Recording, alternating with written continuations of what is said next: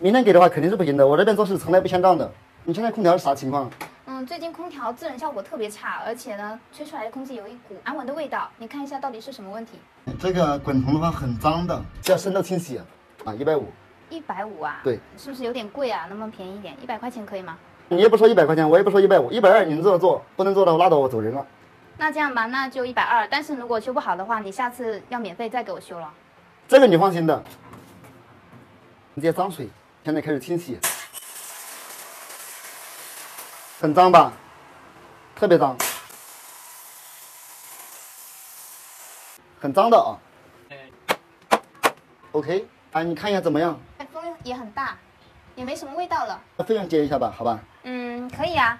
那个杜哥，你给我开个收据吧。收据啊？从来不开收据的。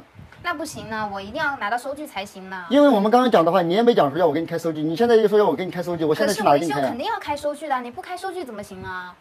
那我后续要找谁呢？要是万一你不认账怎么办？那我回去开收据，明天你去我那拿行不行呢？那我钱也得明天才能给你了。明天给的话肯定是不行的，我这边做事从来不签账的。那要不这样吧，你先把钱给一下，然后明天的话你去我那边拿收据好不好？那这个怎么了？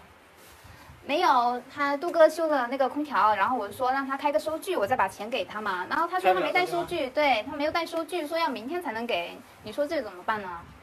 开不了收据吗？开不了，开的话可以明天都开好，你去我那儿拿。今天的话先把钱给我，我这边做事从来不签账的。现在开收据都很方便啊，你直接手机上开就行了。手机上可以吗？可以啊，现在我们那个帮手记账，它这个软件的话是记账非常方便，就直接输入信息就可以开那个收据了。哎，这样子啊？对呀。还可以这样吗？对啊，你看嘛。帮手记账，点击收据记账，然后点击记账收据，然后填写个人信息，应收金额120元，点击下一步，然后填保存，然后预览发送客户，然后扫码领取2维码。哎，可以的，轻松搞定，扫码领取账单就行了。我来试一下，还真的可以耶！你看，这个扳手记账还挺好用的嘛。